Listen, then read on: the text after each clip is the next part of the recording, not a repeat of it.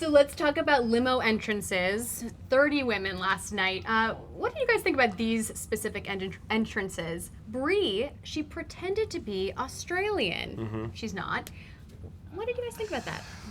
I actually liked it. I thought it was kind of unique. I mean, so later on in the night, I guess she was like, I'm just, obviously that wasn't real. Like, I was just kidding, So I thought it was kind of interesting. He enjoyed it, and she was very, very specific to say that she wasn't Australian, that it was just an Australian accent. So I thought that was pretty clever of her. Yeah. True.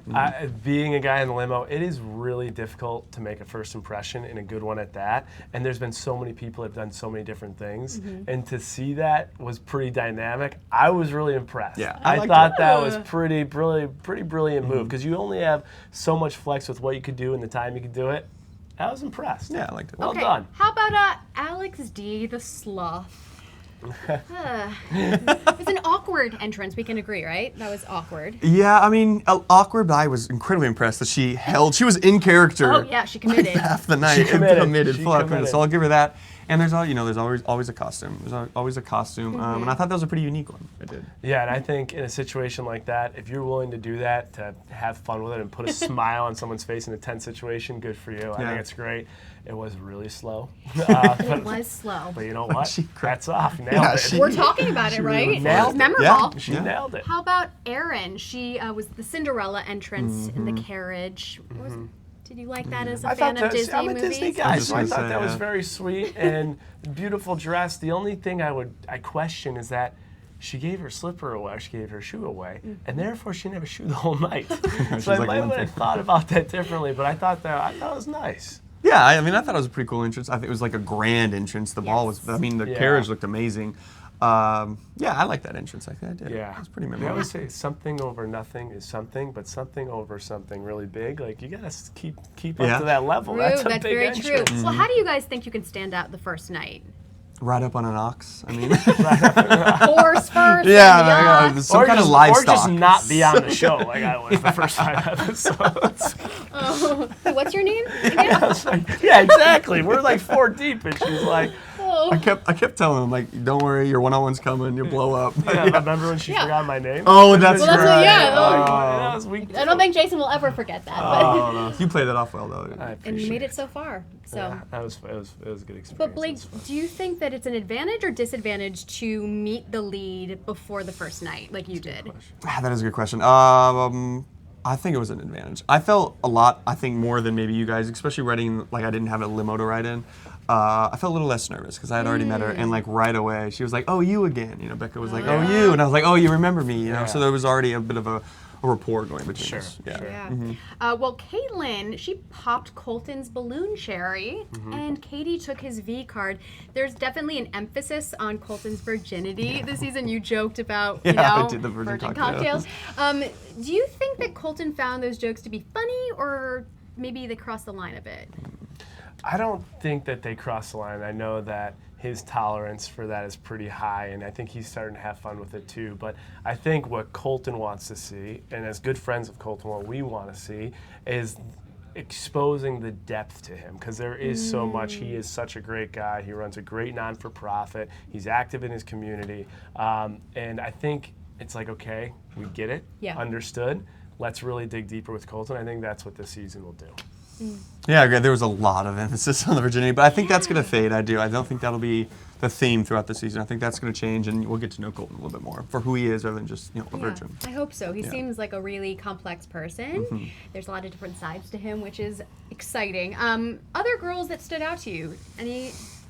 Let's see. I like the sash thing that Kaylin did. Kaylin, I like that. yes. Not only was it showing it was kind of showing Colton what she does, like the pageantry. So it's kind of showing a part of her, which I liked. I liked the butterfly thing. I thought the butterfly thing was that Cassie did. That was unique. Yeah. She said she wanted them to be live butterflies. Oh, Can you really? imagine that? Like the that would have been super opening cool, and- actually. Yeah. The one that had me confused, so there's Hannah B. So I first saw her intro package, and I was like, it's so sweet, seemed like sweet and kind, and then like a quick 180, she's like, and I'm a hot mess. I'm like, wait. Hot Mess Express. She's like this sweet, charming girl. She's like, no, I'm a hot mess. I was like, tough. So I think she'll be like, I don't know is it going to be a hot mess, or is it going to be the sweet girl from Alabama? Yeah. We'll see. And then I think it was nice to see Colton, I think, with Hannah. he just seemed like really calm and Hannah composed. G, the other Hannah? Hannah G. Yes. When he was with her, he seemed very calm and composed. And when he was Yes. with Cassie, he just you could see he was lit up, like he was brightened by her. So, Yeah. but that's the interesting thing. Like he has a lot of chemistry with a lot of girls early on. So Yeah, it'll he be a kissed good a lot of show. girls. It'll be a He good kissed a lot of girls from Yeah, night I one. think Yeah. I counted 4, I think. Yeah, I think it was around there, 4 or 5. or something, Yeah. Back to Hannah B. So she was Miss Alabama, and we have Kaylin, who's Miss North Carolina. Do you think there's going to be some drama down the line because they were both in the pageant circuit? Yeah, I do. I definitely do. From the looks of it too, it seemed like the edit was almost like foreshadowing a little bit. It Yeah. was like every time Hannah talked, they showed Caitlyn. Every time Caitlyn talked, they showed Hannah. So Yeah, it's I'm gonna be sure there'll interesting. be It's gonna be some fun. drama there. It's There gonna always be is really fun. Yeah, there's always when people know each other before they get in the house or of each other. Yeah. It always brings out another dynamic. Yeah. So that'll be interesting.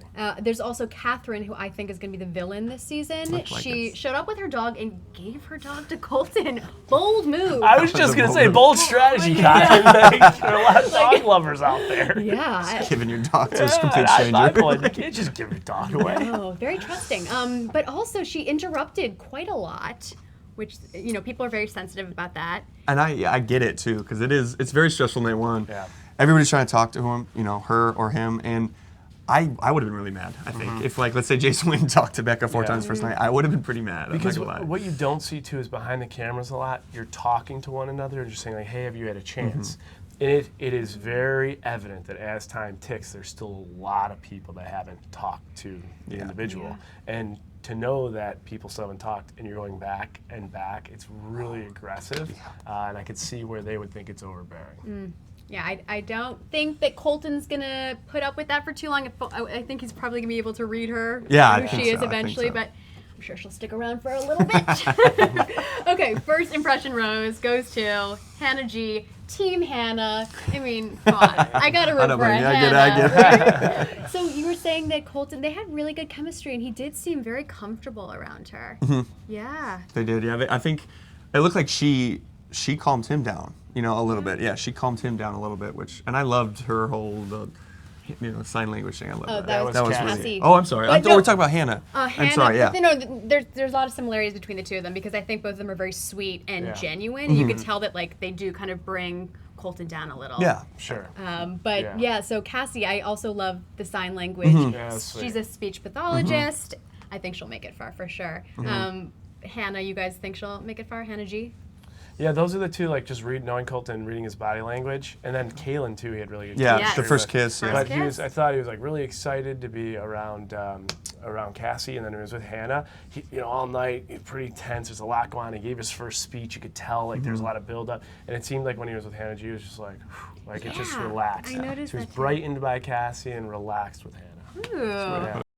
Want more extra? Hit the subscribe button and the bell and never miss a video.